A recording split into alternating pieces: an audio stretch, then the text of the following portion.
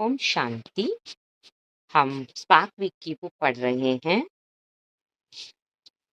Full stop बाप दादा के अव्यक्त महावाक्य हैं 28 जून 1973 के।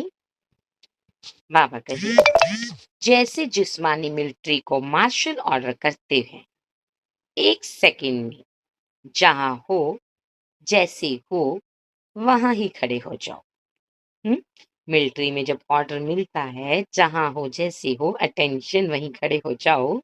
अगर वो इस ऑर्डर को सोचने में समझने में ही टाइम लगाते हैं तो फिर उसका रिजल्ट क्या होगा?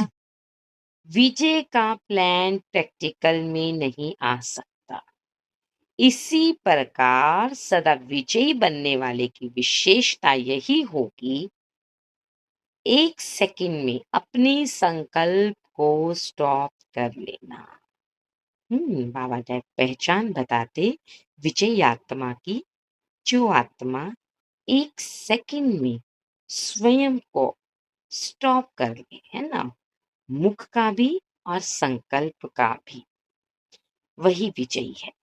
कोई भी स्थूल कार्य ज्ञान के मनन करने में बहुत बिजी है, लेकिन ऐसे समय में भी अपने आप को एक सेकंड में स्टॉप कर लेना। हम्म, बुद्धि भी बिजी है, कर्मेंद्रियां भी बिजी हैं, स्थूल कर्मेंद्रियां भी, है ना, तब भी अगर ऑर्डर मिले तभी एक सेकंड में समेट लेना, है ना, संकल्पों को, बोल को, और फिर एक एक पॉइंट में स्थित हो जाना, निराकारी स्थिति में।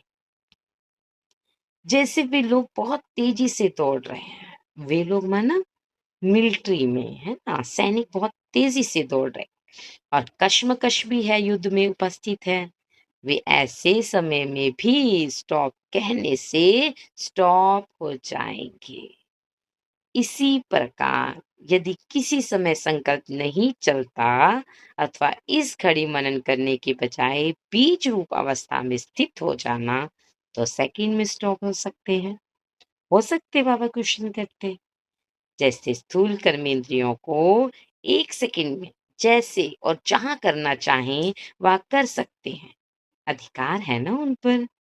अभी सबको कहा जाए अपना लेफ्ट हैंड उठाएं तो सोचेंगे नहीं, एक सेकंड में उठा देंगे। सेम बाबा कहे, ऐसी बुद्धि के ऊपर, संकल्पों के ऊपर भी अधिकार है। अधिकारी बने हो, क्वेश्चन कर रहे बाबा। फुल स्टॉप करना चाहो तो कर सको। क्या ये ऐसा अभ्यास है? और अभ्यास किसको होता? अभ्यासी को, जो बार बार अभ्यास करता है ना। करत करत अभ्यास कर चढ़मती होत सुजात। तो विस्तार में जाने के बजाय एक सेकंड में फुल स्टॉप हो जाए, ऐसी स्थिति समझते हो? कि ऐसी स्थिति बन गई है मुझे आत्मा की। जैसे ड्राइविंग का लाइसेंस लेने जाते हैं तो जानबूझकर उनसे तेज स्पीड करा के फिर फुल स्टॉप कराते, या फिर क्या कराते, बैक कराते हैं। हम्म अब किसी ने प्रैक्टिस ना की हो तो वो ऐसा ब्रेक लगा पाएगा या बैक कर पाएगा तेज स्पीड में? नहीं। तो ये भी तो प्रैक्टिस है ना।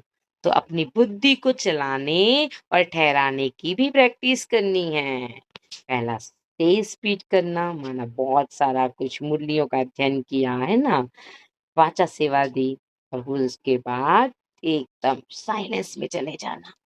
कमाल तब कहेंगे जब ऐसे समय पर भी एक सेकंड में स्टॉप हो जाए।